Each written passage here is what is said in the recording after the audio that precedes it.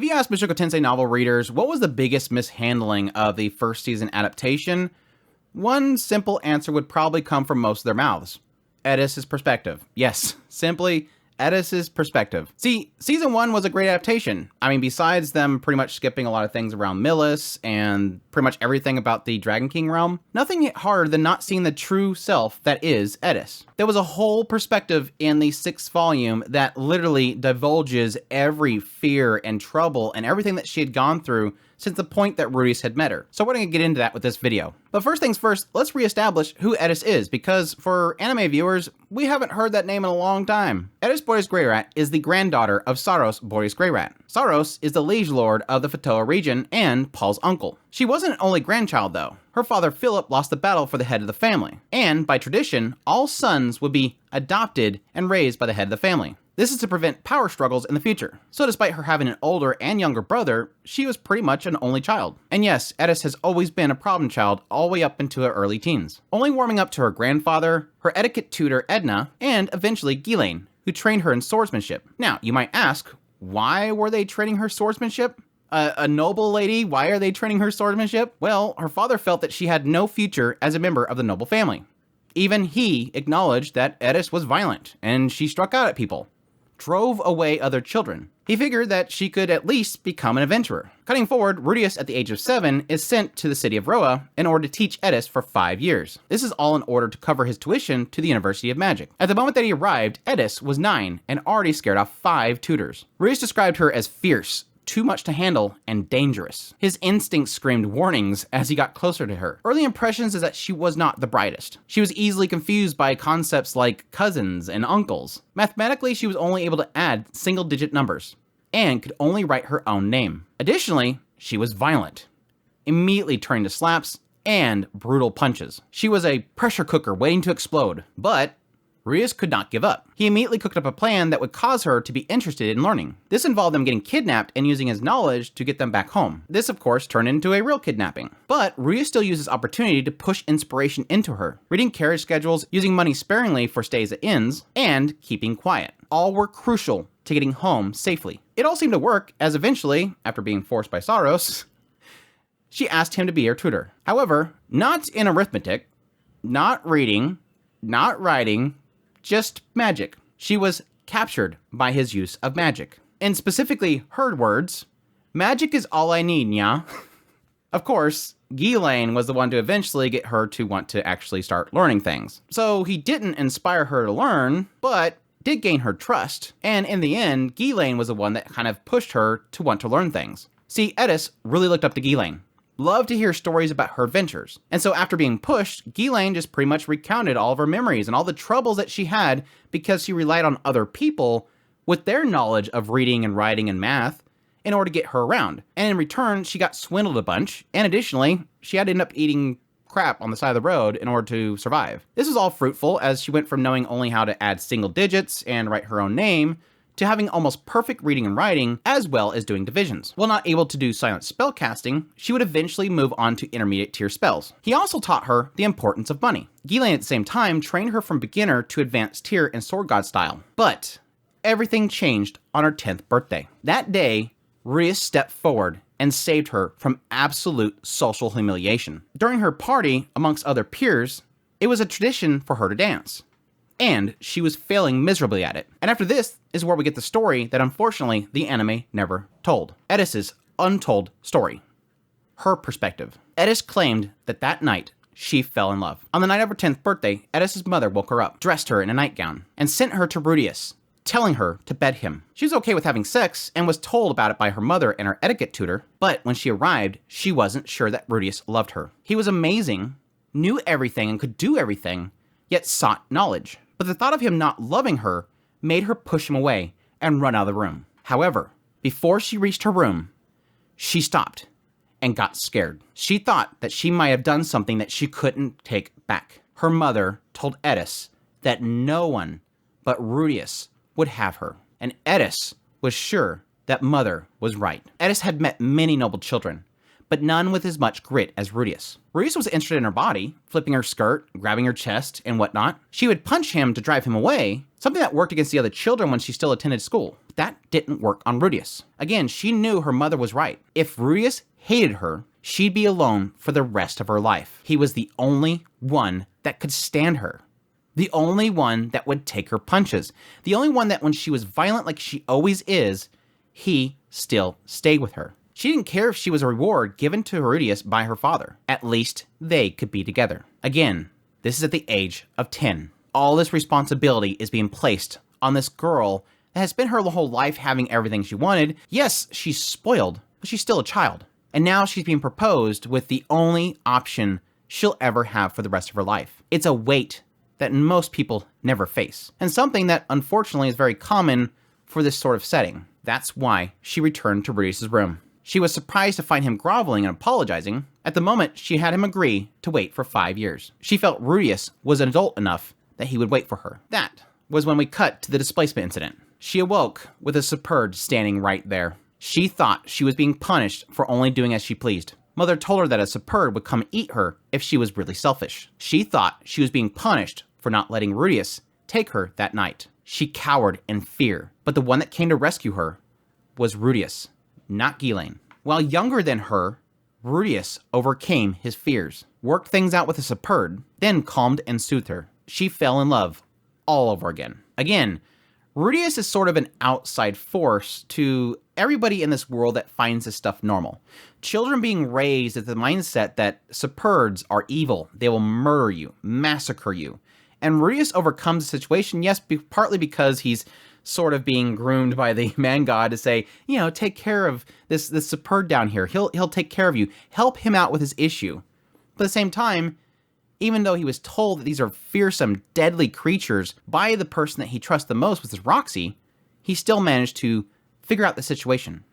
And this is crazy in Eris's eyes because this is a boy that's younger than me. After that, even if his face went pale, Rudeus dealt with the demon folk. He didn't eat much, and he hid the fact that he wasn't feeling well. She wasn't sure if he was hiding it because he didn't want her to worry. So she decided to restrain herself as well, fighting back the urge to yell and punch people. So this is the part where if you're watching the anime, this is where it kind of seems like she starts to chill out a little bit. She's still ganky, she's still fun, and she still has outbursts, but her overall tone has shifted a lot. She wants to kind of mimic what Rudeus is doing. He's the one that's seemingly acting like the adult in the situation. He's leading the party, and she wants to follow his suit. Rather than yelling or punching people, she was letting him handle the situation instead. She still blew up sometimes when anxiety boiled up deep within her and it wouldn't stop. But Rudeus didn't get angry, just stayed beside her. No cutting remarks. Instead, he would stroke her head, wrap his arm around her shoulder, and comfort her. He never crossed the boundaries during those times. He was normally so playfully obvious about the fact that he was turned on by her. But during those times, he never touched her more than necessary. Maybe he was trying to assuage her anxieties, putting her first, not himself. This pushed Eris to want to get stronger, strong enough to not be a burden on Rudeus. She was better at swords than Rudeus, but if he used magic, he could beat her. When it came to Rejered, she couldn't compare. Despite all that, Rudeus allowed her to gain experience alongside them, though she knew easily the two of them alone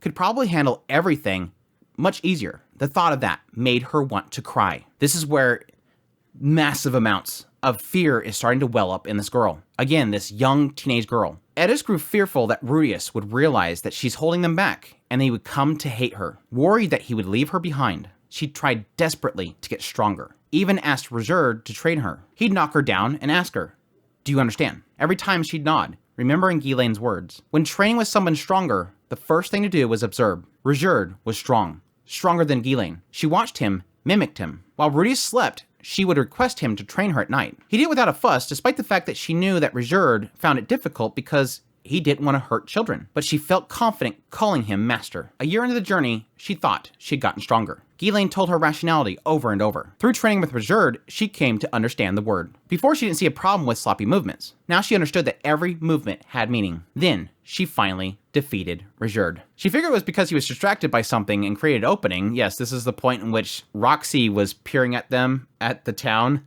and Rejered got distracted for a brief moment, and she got a hit in. Still, she felt she wouldn't be a hindrance anymore. She could walk alongside Rudeus. But then, Rudeus received a demon eye, because again, this is when Rudeus was going over to see Kishirika, and that deflated her swollen head. Lost to him in a physical sparring match with no magic. It was cheating, foul play. In a single move, he overtook her on a road that she walked for years. She's been training this, physical fighting, training it for years and years and years and years, and Rudeus gets one change, a new demon eye, and suddenly he's beat all of her training. It's all a waste. This was something that she was hoping for because the only thing that Rudeus could beat her on was magic. So as long as she's physically strong, at least she can walk beside him. Not anymore. This made her as much of a hindrance as she ever was. She cried in secret, the next day, sobbing while swinging her sword on the beach. Rajur told her not to worry, that Rudeus was just capable with the eye. If she trained, she'd get stronger. She had talent, and that she should never give up. She felt both Ghislaine and Rajur lied to her. Rudeus looked grand to her, brighter than she could ever look at. She had to catch up, but she had given up at some point. This all changed when they crossed the Mills continent, went to the Beast Folk tribe, and met Gaius. She had learned there was combat techniques besides sword fighting and magic. She wanted to learn, but Gaius refused. She couldn't understand why. Then they went to Milshan, and she fought assassins and overwhelmed them. Seeing her own strength and talent, she had grown at some point, always comparing herself to Rudeus, never realizing that she's actually really, really powerful. And so finally that moment where she's away from Rudeus, and she can finally gauge herself compared to other people, and she obliterated them. Now granted, based on the novel, she nearly died. It was only by Therese stepping in that a poison hit did not hit her. And these poison tips, if it even strikes you at all, it's death unless you get detoxification. After the fighting the assassins, when she returned back, she comes to find out that Rudeus had this falling out with his father. When she seen Rudeus, he was in the dumps. She had found out that Paul and him clashed. He wasn't crying, but when she seen the extent of his depression, she finally remembered. He was 2 years younger than her. Despite his age, he'd become a tutor of a selfish girl. Her. He had celebrated his 10th birthday away from his family, tutoring her. He was forced to travel the Demon Continent, shouldering a burden like her. Then, to top it all off, his father pushed him away. She couldn't forgive him. This is why she blew up, by the way. As a noble of Astra, she promised herself she would cut Paul Greyrat down. She heard that he was a genius swordsman, advanced tiered sword god style, water god style, and north god style. He was also Rudeus' father. Still, she had no doubt she could win using everything Rajurd and Ghislaine taught her. But Rajurd stopped her. Knowing what happened with Rajurd and his son, Eris decided to listen to him. In the end, Rudeus and Paul made up. But Eris couldn't accept it. She couldn't understand why Rudeus would forgive him. She could never forgive somebody like that. Rudeus didn't talk about it, and Rajurd wouldn't tell her anything. They were both adults, unlike her. Cutting to the central continent, Rudeus started eating more. Perhaps he'd regained his spirits. Yeah, we know this based on reading the novel series that when they first hit the central continent, a lot of the area around the Dragon King realm had a lot of foods that were similar to things that Rudeus recognized. Things like rice. And he so badly wanted rice. He wanted Japanese cuisine. So he was trying a lot of stuff at that time, even though most of it was terrible. But from Eris' perspective, he was regaining his spirit. As usual, he was incredible, befriending Zenoba, the third prince, and saving his family, Lilia and Aisha. All that Rajurd and she did during that time in Sharon was just rampage, all without a forethought. She wanted to save Rudeus, but he probably was fine by himself, even though he claimed that he didn't do much to help him out. That's when we cut to Orsted, the dragon god. Rudeus only got more amazing when they encountered Orsted, the dragon god. She and Rajurd were unable to move in the face of the embodiment of fear before them, but Rudeus was unaffected. And as we know, this wasn't necessarily because Rudeus was brave or anything like that, it's just the curse itself that Orsted has was not affecting Rudeus. It affects everybody else, it just doesn't affect Rudeus. Then, after easily defeating Rajurd and herself, Rudeus landed an attack on Orsted. Her eyes couldn't even follow the attack that Rudeus unleashed. When Rudeus got serious, he was amazing. He fought back against a man regarded as the strongest in the world, the Dragon God. But then, as she thought that, he was fatally injured and dying. She thought before then that death was irrelevant to them. He couldn't die, and he was protecting her. They also had Rajurd. They were safe, but she was mistaken. If it weren't for the girl's whims, as we know, Nanahoshi, and the Dragon God being able to heal him, Rudeus would be gone. She was scared. It renewed her fears of being a burden. After that, Rudeus became godlike. Despite almost being killed, he was nonchalant about it. After dying 3 days before, he was practicing a new spell to prepare for another encounter. Again, this is the point where Rudeus was trying to figure out that dispel magic that he used. This Orsted guy, when I use magic, he used to spell magic. I kind of know how it works, and I need to figure out how it works so that I can overcome it, in case I ever run into Orsted again. If I ever run into Orsted again, he's not claiming that he's going to beat Orsted. He's simply just figuring out a way that he can at least not die, that he can get Eris away from Orsted. If he ever runs into him again, I can at least get away. He's not looking to beat Orsted, but she believes that he is. That makes him strong. That makes him different than her, where she suddenly is terrified of this guy. Even though, again, we know that Rudeus is absolutely terrified of Orsted. Just the mention of his name, just merely seeing Nanahoshi, he freaks out. That's not what Eris sees. She couldn't comprehend it, so she was scared and she wanted to stay beside him. If not, he may disappear and leave her behind. Again, fearing Rudeus is going to leave me behind. I'm going to be alone. Alone for my whole life. When Reserved parted ways, he said beating the Dragon God was impossible. But the Dragon God taught her something. He reminded her the technique the Dragon God used. Secret technique flow. It was burned into her head. The way that he deflected her attack. There was a method behind it. Orsted wasn't an unknown monster. He was a master. But he was using techniques known to man. Finally, she made it home and discovered she had nothing left. She was heartbroken. She had nothing. Ghislaine and Alphonse were there, but they felt distant and formal, like they were different people. It's because they were stepping up to be the only people to guide Eris, to be her counsel, basically. All she had left was Rudeus, and she wanted the two of them to be family. She was impatient and thought she'd lose him. He long finished their contract with her family and returned her safely home. He would leave her behind. She used her body in order to keep him there. Though he hesitated, and she was worried that he wouldn't accept her, despite being interested in her underwear, even on the ship traveling to Milos, he could have touched her, but he didn't. Maybe he wasn't interested in her body. She lacked femininity of other girls because of her training. And this is one of those funny things, because it's like that misconception of when Maurice over here is going, okay, I need to not do this. I need to stop myself. Like, he's trying to be a good person. That's making her believe that he doesn't want her. Rudeus becomes non-controversial, and it suddenly becomes controversial to her. Though that wasn't the case. He was turned on, and she was turned on by him. They connected, and she realized partway that he grew weak and feeble, like he could break. She realized, once again, he was smaller than she was. He was robust down there, but he was shorter and more slightly built. He was so young, and yet always protecting her. She recalled back when they were on the ship together, and Rudeus was healing her nonstop to help her with her sickness on the boat, and how that might have exhausted him, and probably caused him to be bested by Gaius. Compared to him, what was she? She got more powerful, gotten decent at swordplay, but she got so caught up in the image of Rudeus being magnificent that she ignored how little he was. Again, this is a boy younger than me, and I'm constantly relying on him, and I'm a burden to him. In the end, she used her anxiety of losing her family to force herself on him, and treated him poorly in pursuit of her own desires. Again, she loved Rudeus, but she was not fit to be with him. She'd only be a burden. They become family, but couldn't be more than that. Not a husband and wife, as he said. They were better brother and sister. They weren't well balanced. She couldn't keep holding him back, so she decided they would spend time apart. If she was with him, she'd take advantage of his kindness. That feeling of that night would linger with her. She ached for it, a characteristic of the Grey Rat family, although Rudeus might not share it as strongly. Yeah, he definitely does. Eris had no desire to do as Alphonse said, marry another man, because Alphonse wanted to save that family. He was a butler of Saros.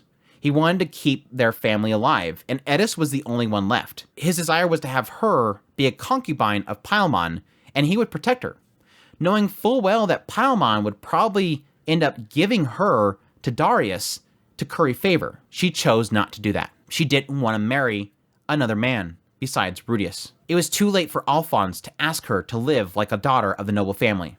Again, this is a family that always seen her as a stain, somebody that would never amount to anything. Let's teach her swordsmanship so she can become an adventurer. It was only now they wanted her to be a pawn. She had no desire to be a sacrifice to a region's citizens that she didn't know. Everything in that region was gone. What was the point? She would discard the Boreas name, although she would remain the granddaughter of Saros and the daughter of her parents, living on with an iron will. Yes, the idea here is that the moment that she gives up the name Boreas Grey Rat, and now she's only known as Eris, it's pretty much death. She's no longer of that family.